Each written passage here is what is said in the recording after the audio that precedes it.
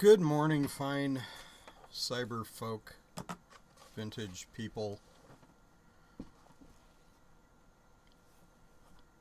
I just started drinking coffee. You'll have to excuse me a minute here. And I was up until 3 o'clock last night trying to get today's presentation together. So I'm a bit groggy. Hopefully you can all hear me fine. Looking up something so that you guys can see the script easier, so give me a second here while I do that.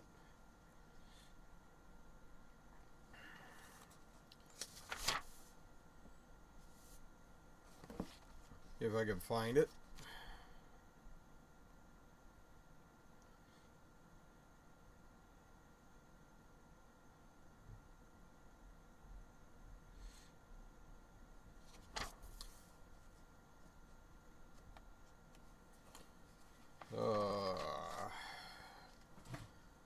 So, did everybody see the Aurora Borealis? I did not. It was cloudy. So, and it's going to rain all day today. Hopefully, it's still active Sunday night. I'll have a chance to see it then, maybe. So...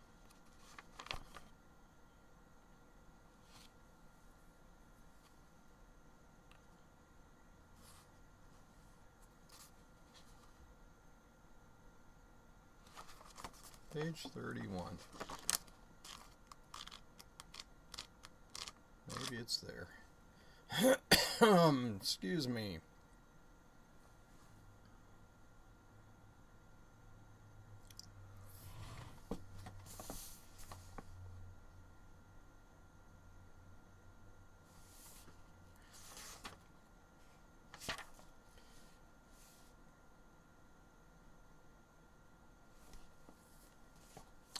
Here we go.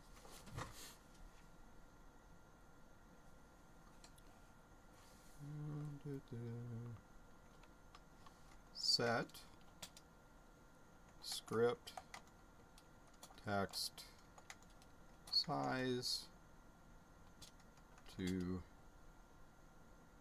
12.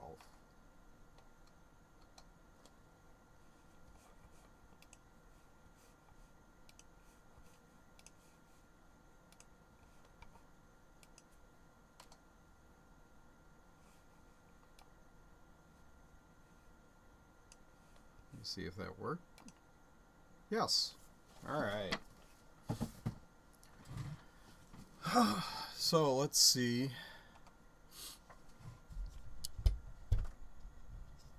What's going on?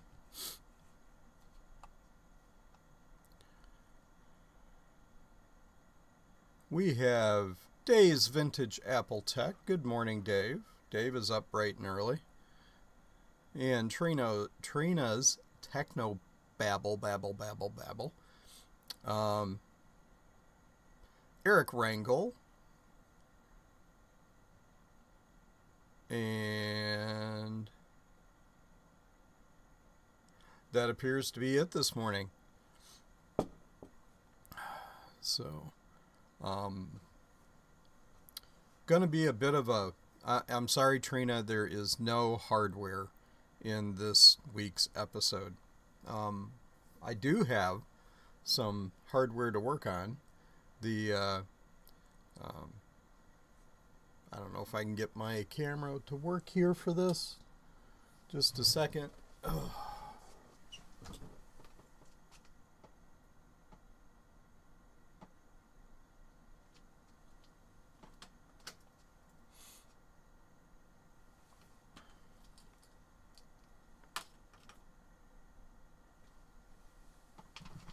We'll see if the bench cam will fire up, and then we can satisfy Trina's need for hardware.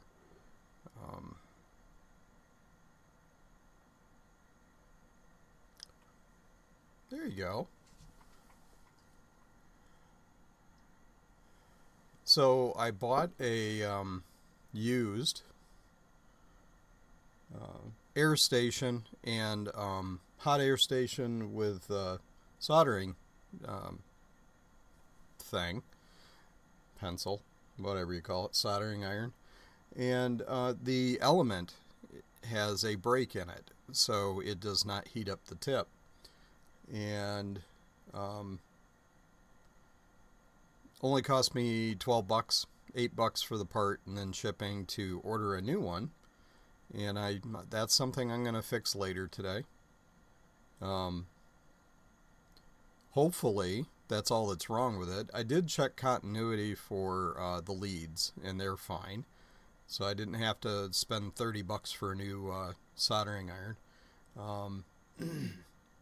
So yeah, it was definitely not in full working order. Of course, the guy didn't volunteer that part, but still, it was $50 for the workstation. A new one would have cost me almost $200. So if I can get it working, it'll all be worth it. What else did I have to order for it? Oh, tips. Didn't have any tips for it either. So Sloopy helped me out on picking out a vendor for that, so that I did not fall into the Amazon trap of getting garbage tips that would last a month. So I spent as much on a single tip that I could have spent on Amazon for garbage, like 5 garbage tips. So anyway, in this way I was able to select exactly the kind of tips I wanted to get. So anyway. So back to today's topic. There's a bit of math in this topic. Not a whole bunch. I'm not really going to go that in depth to it. Oh, Trina, you bought yourself a hot air and soldering station and got it last night. Awesome. So now you can start murdering that battery bomb board that I sent you. Cool. I'm really looking forward to you getting into the soldering repair part of this. I expect you to start working on modern laptops. I've watched streams where people have done that, and the surface mount stuff is just crazy. I don't think I could do it. So, but that's cool. All right, so I do have a segment this morning. So, where's the beef? Where's the beef? So everybody probably here has seen Apple's latest advertisement for their new iPad. It's thin, it's sleek, it's sexy. Not the ad, the iPad. It's also quite expensive if you're buying it, the retail price. But aside from that, whatever. I didn't really care for the ad. I fall into the demographic of older people who, when they tested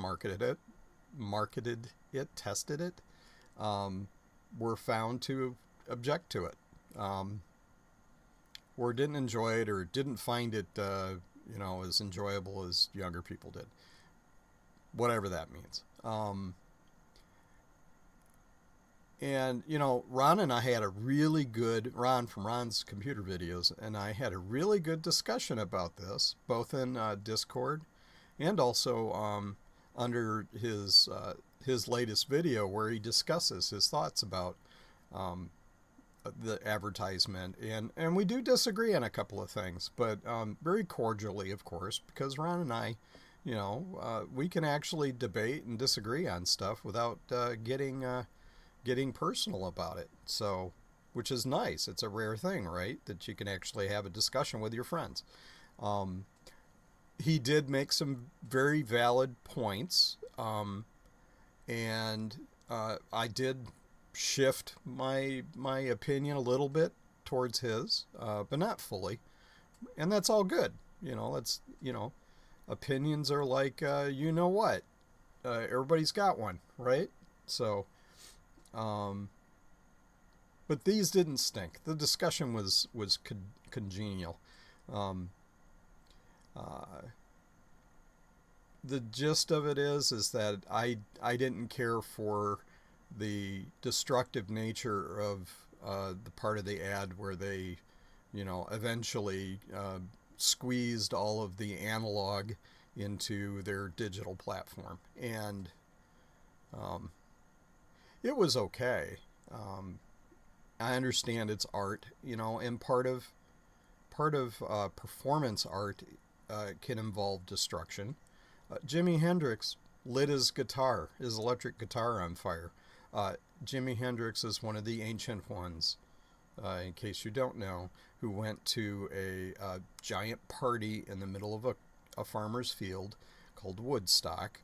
And if you look it up, in his performance there, he lit his guitar on fire. Or he smashed it. One or the other. I can't remember what it was. If he lit his guitar on fire or if he just smashed his guitar. But anyway, the in my perception of the advertisement, it represented the destruction to create, and I didn't think it was the best way to go with an advertisement like that. But I'm not Apple.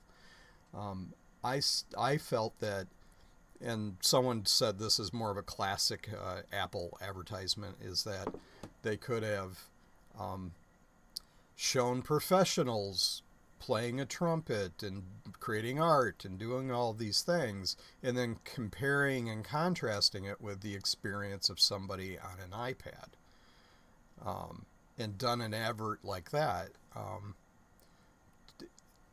The experiences are not equivalent, and that's fine. There's nothing wrong with, and it's enabling, right? You can get an iPad and create and use, what a GarageBand is, that the tool, and create music and stuff like that.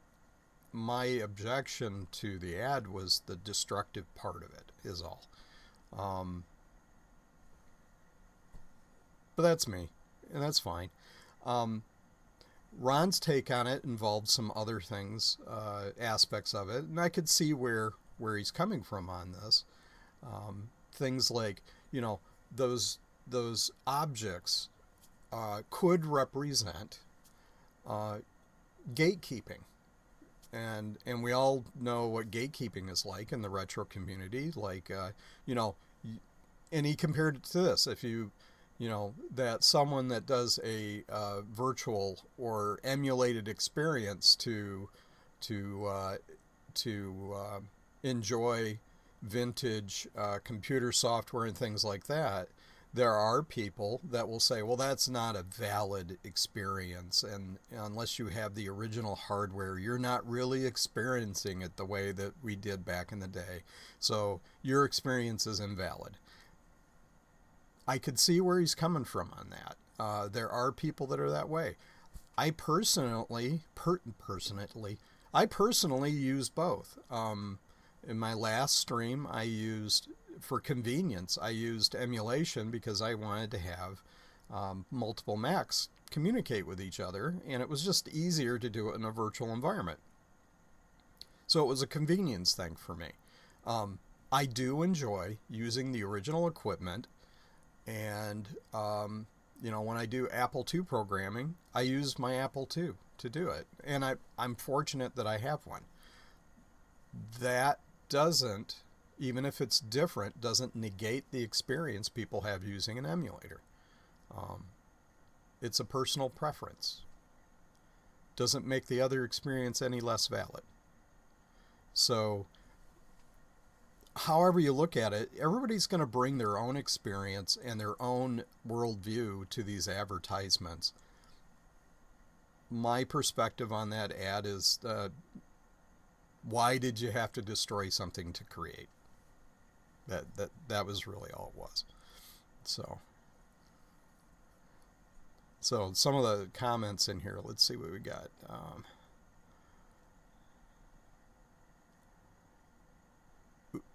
I don't know how to pronounce this. Uli Witness?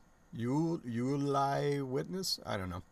Yeah, they didn't do squeeze it all in the iPad either. It was destroy it and jump cut to replace it. Yeah, same spot's been done better. And people, here's another one. There's a lot of vintage retro restoration people that just can't stand it when someone takes a plus and turns it into a fish tank. I get it. But if it's just the case that's left and everything else is garbage, then and it's theirs to do what they will with it. Apple, whether it was CGI or real, it's perfectly fine for them to destroy what was probably a junk trumpet. Um, I don't know. I just didn't care for it. It wasn't the fact that they destroyed something. It was that they did it as part of an ad, and it says something to me that I didn't enjoy. But yeah, I'm probably reading too much into it. And in advertisement, as it is with, what we're doing here today with live streaming, engagement is engagement, negative or otherwise. So it did get me talking about the new iPad. It got me discussing it with other people. So if that was the goal of marketing, then so be it. It's not going to change my purchase decisions because, frankly, I can't afford that kind of coin. I'll use older stuff. I actually have a couple of Android tablets that I use for things because I don't really use tablets very much. You lie. Got it. Oh, any pronunciation except you lie. Understood. It's important to read the words. So, whichever your take is on it, that's good. I really enjoyed having a civil conversation about it. So,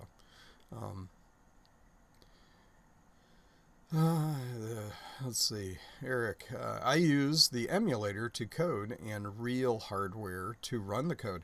On an Apple II, your hands get tired using that keyboard. I will admit, using the physical keyboard, at least on mine, I don't know if it's because mine needs to be cleaned or lubricated or something, but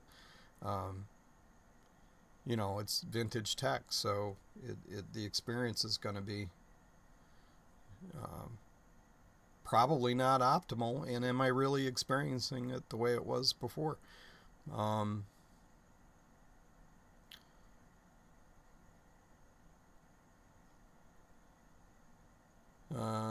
Well, stand by. Apple's Anonymous. I have a lot of Apple parts from all the tearing apart of Macs over the years. I'm going to make art from it. Look forward to your art. And that's the funny thing about art, too. And yes, marketing has art in it, even if it is for nefarious capitalistic purposes. But it was a creative exercise what they did in creating that ad. There are plenty of artists that destroy to make. Hey, you cut down a tree to make a Stradivarius, right? So entropy is part of the universe and physics. I prefer, fighting against entropy myself, but let's see. Yeah, you are not a real retro maker because you used SMDs to recap an old Mac. It's ruined now. Yeah, and again, I can see the argument for if you're going to display with a clear case your logic board and you want it to appear like it did originally, then you want to use the kind of caps that were on it instead of tantalum ones. I could see that. I'm more into function. In fact, I retrobrighted my first case, my Apple IIgs. There's a significant number of people that just don't want to retrobright. I did it because I was jonesing for an experience I didn't have in the 80s When I graduated from college, I couldn't afford an Apple. In fact, I didn't even have a PC until several years later, and only because I happened onto one. I never bought the SE30 that I wanted to have when I was in college, and so I wanted it to look as pristine as I could get it to look, so I retrobrighted the case. And there's people that say, oh, you've just ruined the patina of your antique. Okay, I'm fine with that. What else we got here? I have about 100 ideas thus far, roughly. I have done nothing. Actually, I have made some clocks from a PowerBook 100. Excuse me, an LC and a panel from a... You know, and here's the thing. They're things. You're not harming people. And there's room for everything. There's plenty of people that restore this stuff and put it into a museum. Okay, nothing wrong with museums. I'm of the opinion that for me, I restore stuff so I can use it, and then I sell off or give away things that I'm not using. If you come see me at VCF Midwest, I'm going to have a pile of stuff I'm going to sell off because A, VCF Midwest is getting more expensive, and B, I don't need, how many SEs do I have? 1, 2, 3, 4? Yeah, 4 SEs, along with the SE30. I'm keeping the SE30, but I'm going to give away one of the SEs at VCF like I did last year. Anyway, so much for that. Let's get on to today's topic. Oh, Retrobrite liquid. I use I get it from Sally's. It's concentrate 40% hydrogen peroxide. I use the clear liquid, and I do bath immersion. So, you know, you're diluting it when you pour it into a tank with your equipment, but to me, slower and safer that way. Javier is the master of doing it with the cream, and he uses arrowroot to thicken it, and he paints it on, and he's very meticulous and makes sure that he watches it, and it probably allows you to, you know, stretch those materials out doing it that way, but I just wanted to go the easy route.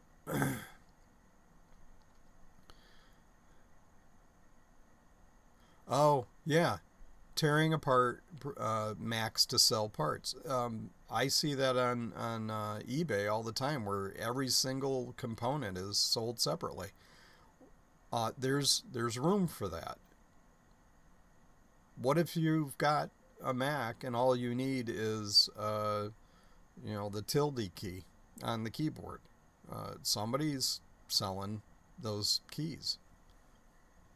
You know, you might pay $5 for a key doing it that way. And I'm not suggesting that Apple's Anonymous is doing anything you shouldn't be doing, but there's room for that too. Now, if somebody, Apple, I'm looking at you, collected all of the computers in existence, or tried to, leases, and bulldozed them for profit, essentially that's why they did it, that was not nice. Just think of how many leases are in the landfill that were perfectly good machines and could have been used by people. Or, you know, how many would we have in collections today or be using? Anyway, enough. All right. So that was a pretty long Where's the Beef. Thanks for indulging me in that. And I ramble a bit when I'm tired, and I'm obviously tired. So, adventure. My mostly text adventure game I've been working on for over a year. And one of the things that I wanted to do early on was create a map in the game so that it would reveal itself as you visited different locations in the adventure. And as a reference, most people when they play text adventures like Colossal Cave would keep charts and graphs or, by pencil to keep track of where they're at. Otherwise, you get lost. And my adventure game's no different. There's convoluted passages and things like that. And I intentionally make it somewhat complex so that it's an adventure. You might say it's a journey and a quest. A journey quest. I'm dating myself now. I should have probably called it Journey Quest, but I think that's that would be a copyright violation if you guys know the YouTube series. Anyway, so I wanted to have a map, and I could create one in the game in a HyperCard stack. The problem is that adventure is not just a game, and it's not a static game. It's actually comes with an editor, so that you can create your own game, and then the map wouldn't match. So it needs to be dynamically generated. I tried doing it once before early on by just doing, not a random walk, but similar to a random walk where you'd start at the beginning node of the graph, because a game map is essentially a graph with nodes and edges. Vertices and edges is the proper term. And I ran into problems where you're trying to, there's only 4 directions you can go, north, south, east, and west. But those directions are complicated.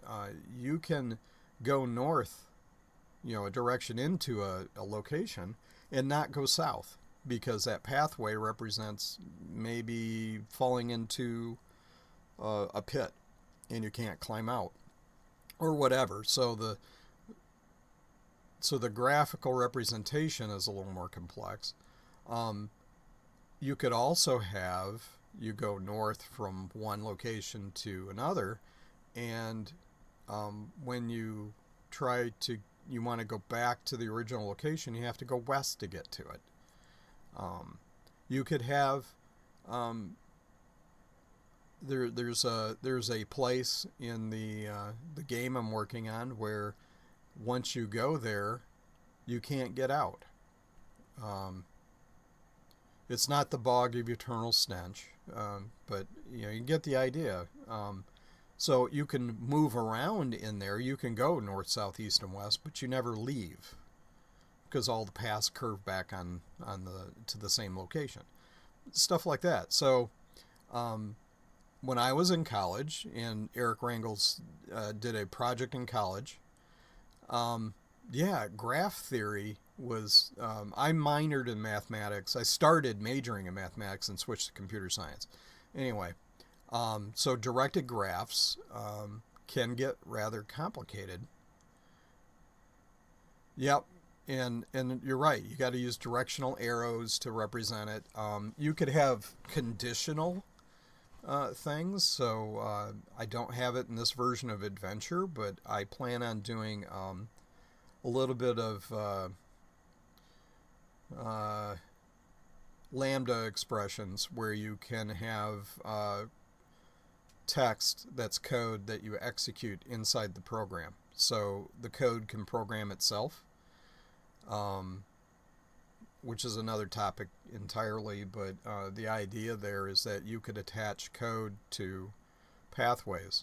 So your edge could have a conditional on it where, you can't go through the doorway until you have the key, is the classic representation.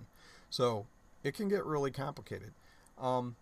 So generating a map, especially one that shows kind of the fog of war where it only shows the locations you've got, a magic map, like in Harry Potter, you know, what was the Marauders map, would be pretty cool. And it pushes the limits of what you can do in HyperCard, right? So I set it aside because I was frustrated with it and I wasn't getting anywhere. I happen to be, yeah, this is nerdy. I happen to be just kind of looking up stuff on directed graphs. I knew there was some software out there and people had written algorithms for drawing graphs. And I came across one that was a very simple implementation using springs. So the edges are represented by springs, so you have attractive forces, and then the vertices have repulsive forces, like electrostatic charges or something like that. And you combine those together, and you can, if you do the algorithm right way, you can relax a randomly arranged graph into something that keeps the vertices apart but keeps adjacent ones together, closer together than the rest. So I was up until 3 last night writing the code for it. I found a paper. Why is this screen saving? It's not supposed to do that. So desktop. All right. Graph drawing by force-directed placement. There's a bit of interesting research on this about different ways to do it. I once did I once did a payroll program that used simulated annealing of a plate. I don't know if you guys are familiar. Simulated annealing is you take a two-dimensional plate, or it could be three-dimensional, but a two-dimensional plate's the classic representation. And you put a heat source on that metal plate, and then you recalculate the temperature of each cell. You break up the plate into units, and a hot one in one location heats up the ones that are adjacent to it, and you just go iteratively through it, and you can show a heat source, a hot spot spreading on a plate. There's also algorithms for that use physical analog, or see, this is where I'm tired talking about math, where you do quelching algorithms that are similar to what happens to steel when you heat it up and then quelch it. Well, you take those physical simulations and you can apply it to graph theory, because a graph could represent a crystal matrix lattice inside metal or something like that. Anyway, long story short, I'm more into the graph theory part of it than I am the physics. So, but this paper went on and described, a graph with vertices, and then used the edges as vectors to do forces, and then just the vertices themselves to do attractive forces. No, the other way around. Repulsion was the vertices, and the edges are attraction. So it goes into the mathematics of it and everything. So I'm not going to go too heavy into here. And if you use Hooke's law for a spring, it doesn't actually work as well. So people have come up with different algorithms, different models for the forces. And here we go. So in this paper, they talk about there should be an optimal distance for the vertices, and they figured out a formula they could use with a constant to play around with it to try to optimize the distance. Because if you think about it, if everything was tight in your display window, and you only use 10% of the display window, it'd be difficult to see.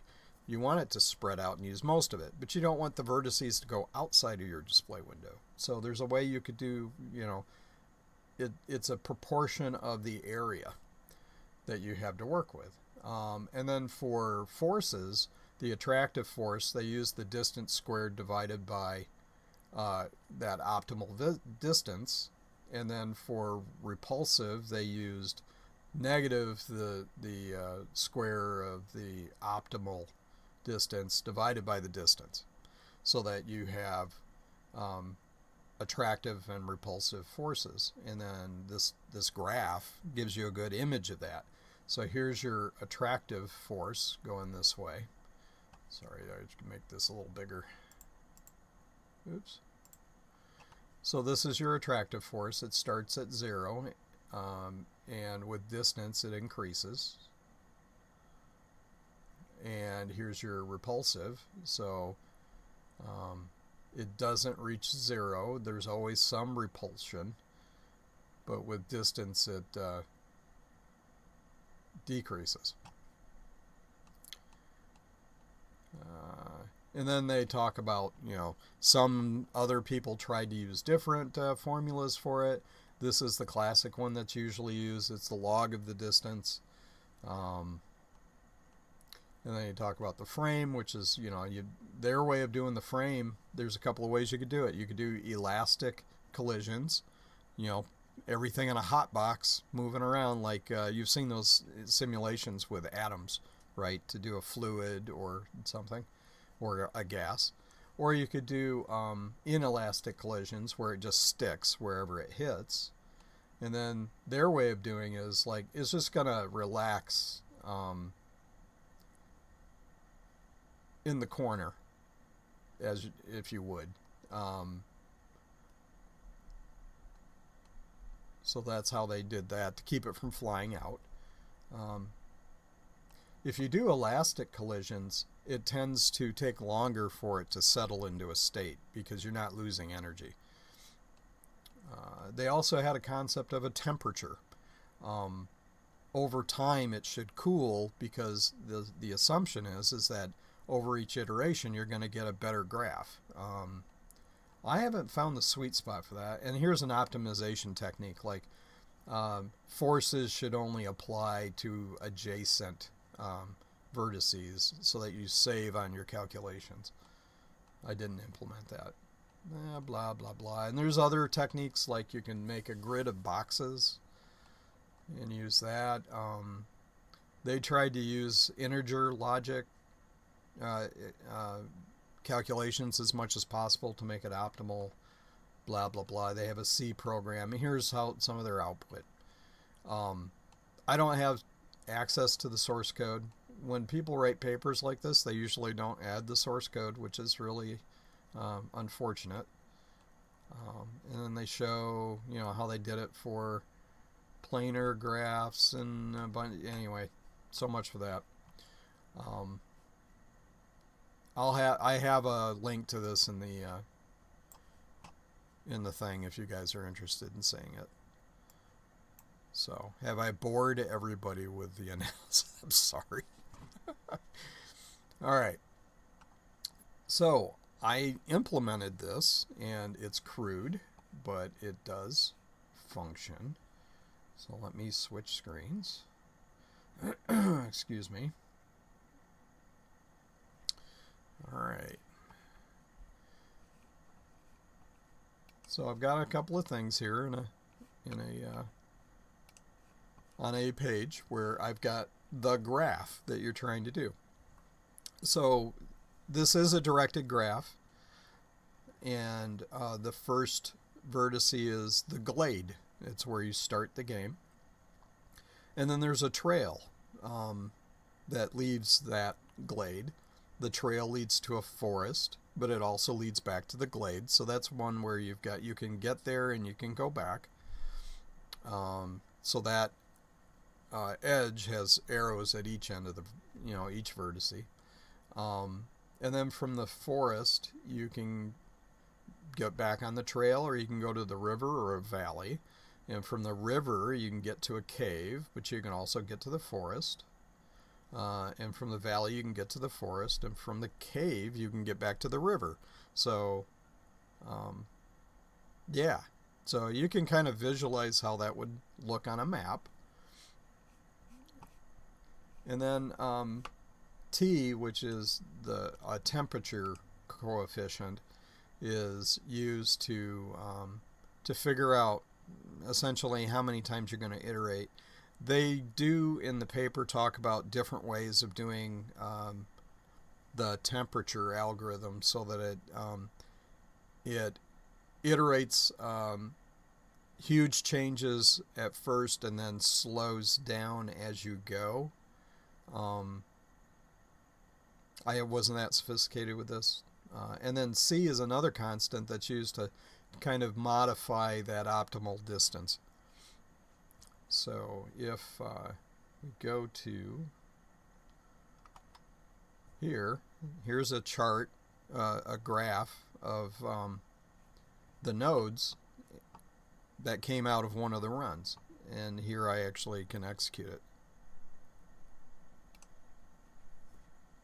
Now you can see between iterations, it's like the repulsive force takes over, and then it springs back. The attractive force takes over, and it's kind of going back and forth between the two. That means the way I've got this implemented is too crude, but I did get it to work last night, and that was the point. So is this an optimal graph? No. It's kind of all over the place. I need to work on the forces so they're not quite so intense. Maybe I should be using a different curve for the forces. Instead of using the square of the distance, maybe I should just use the inverse of the distance or something like that. Or I could do... Anyway, I could fiddle around with the constants a little bit. I've got to experiment. It's going to be interesting to see if I can come up with something that'll generate. I was actually pleasantly surprised by the execution speed. That's redrawing at each after it's calculated all the attractive forces between 1, 2, 3, 4, 5, 6 vertices, and 1, 2. Well, at least as many edges. So if you run it again, you'll end up with a different result because it is using a random, some random factors in it. Your initial position is just randomly set. So there's another one, and you can see I've got problems with how adjacent those nodes are, the vertices are. I need to work on that so they're not quite so tight. So that optimal distance isn't optimal here.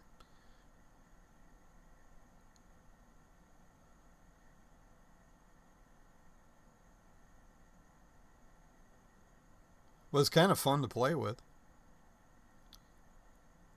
So that map, that one's a little bit better, but I need to be able to get this to a point where when it finishes, I can accept the map that's there. And that way, and I also need to speed it up a bit. The code is pretty sloppy, where you click to go to the map page, and it generates then if there's been a change since the last time. Yeah, it's kind of a 6-body problem, but it's not an orbital kind of thing, because and it is the sum of the forces. So if you're on the valley vertice, it's calculating the attraction between it and the trail and the forest and the glade and the river and the cave, even though there's no direct edge. But for the repulsive stuff, it is doing it only along the edges. So maybe I should flip it around, try it the other way. Anyway, it is a multiple body problem. But I'm pretty happy with how well it executes on, version 0. So let's look at the code a little bit. So I have this map calculation thing. I send it the graph and then those two constants. I already described the formulas here, so I won't go into that again. So I convert the graph into reference indices. So what I do is I take those words and replace them with numbers. Which line number is it tells you which vertex you're talking about, and then I translate the list of edges into references to which vertex it is. So what you end up with, we go to the other page, is this. This is the vertex name. Here's the position on the card, and then these are references to other vertices. So Glade is the first one, so that it's the first one here, and then Trail is the second one, and you can see it's on the second line. That way I can manipulate it and use it instead of having to deal with searching for the text. I've translated it into, I can go directly to that line and figure out this is the distance for it. So getting back to the code. So this does, converts that graph into reference indices. Then I assign random positions to them. So it's just simply building a list with the random of the width and the height of the card. And then I also have a list that is the displacement for the positions. So I fill it with zeros to start with. There's no displacement. The displacement is the sum of the vectors for repulsion and attraction for each vertex. So here I'm just repeating until the temperature is 0, and the temperature is, you take the width and divide it by that T factor. Not 100% happy with how that worked out. It was something they suggested in the paper, but it gave me a starting point. So, and with the repeat statement, repeat until, you got to be careful with it. I repeat until the temperature is less than or equal to 0, even though I'm doing integer arithmetic and a lot of this stuff. I didn't want to say where temp equals 0. What if it jumped from 2 to -5 or something like that? So then I go through each vertex, get its x and y position, and then I calculate the repulsion between all vertices. So there's another loop where u is each vertex. I don't want to calculate repulsion between myself and, or one vertex and itself, so you avoid that. And then I apply the formula for so there's a square and a square root in here. That's going to slow it down. Maybe I could change it so it's not using those formulas. And then the repulsion. And then you accumulate the repulsive displacement for all the vertices. Okay, and then you do the attraction between adjacent vertices, so you're using the edges to do this. Same kind of thing, you accumulate those displacements, and then you apply them to the vertices. So you don't want to, in the middle of the calculation, start changing the locations, because you want to calculate all the attractive forces at one instant in time and all the repulsive at the same instant. Although it'd be an interesting experiment, see what happens if you let it cascade through. And then here's where I've got a function that cools it down. So I'm just doing the temperature -1. maybe I should accelerate the cooling. I don't know. And then I just, this is where I figure out and redraw the map after I've gone through all the forces. And here's how you draw the map. So using the paint tools, I reset the paint tools. Grab the select tool, select all, clear picture, so that clears the screen. 10 is the size of the vertice circles. I want them to be filled, and then I choose the line tool and draw the lines first.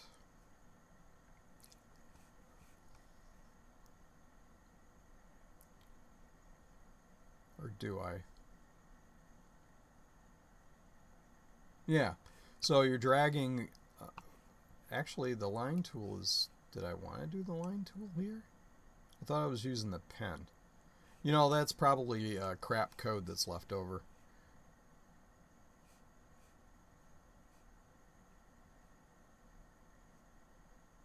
No, I guess it is the line tool. Anyway, so you draw the lines. Set centered to true. And now I'm drawing the circles for the vertices. And then the browse tool. So the code's not really that complicated. It was a little fiddly for me to sort out because you don't have arrays in HyperTalk. You have lists. So you have to do everything as a list. I don't have two-dimensional arrays. There is external controls that you can import that will implement arrays. Yeah, oh, wow. I totally forgot I had the stream going. Yeah, it's okay. You would have fallen asleep with the math anyway, probably, Trina. It's all code today. So, but it's got pretty pictures. At least I think so. So that's it. Now to refine it and make it, it's a little too bouncy. The spring's too strong and the repulsive force is too heavy because it's going wow, wow, wow, back and forth. But it does kind of work. And I could build from this. Instead of it being dots with a word, it'll be icons. I'll probably use buttons with icons to represent each location, and then you could click on them and maybe it'll pop up some information about the location or something. If you could use the map for travel if you were able to do a magic spell that would get you to a particular location. You could just use this to do that. So there's lots of things I could do with it in the game. Show where you're at. I could put an icon for the player.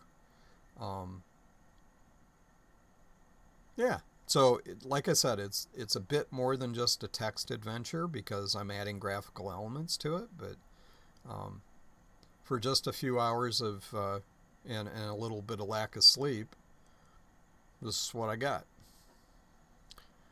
So, I am working on a demo version of Adventure so that I can make it available for people to test drive. Not ready to do that yet. I'm still finding bugs as I do stuff, but I will have that packaged up in mini VMAC for people to easily download and just turn on, like Bree did with Blob. And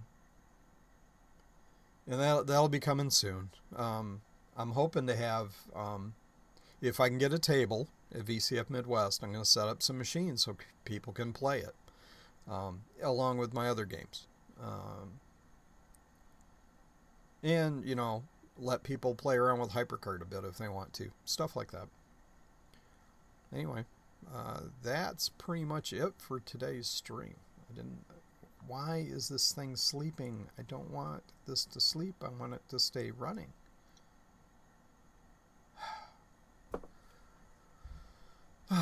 You're only as good as your tools. Anyway.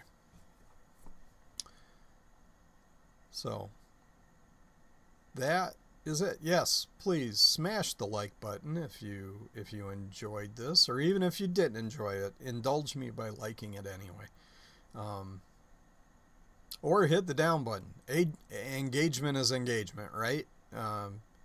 If you didn't like the advertisement, it was still impactful, right?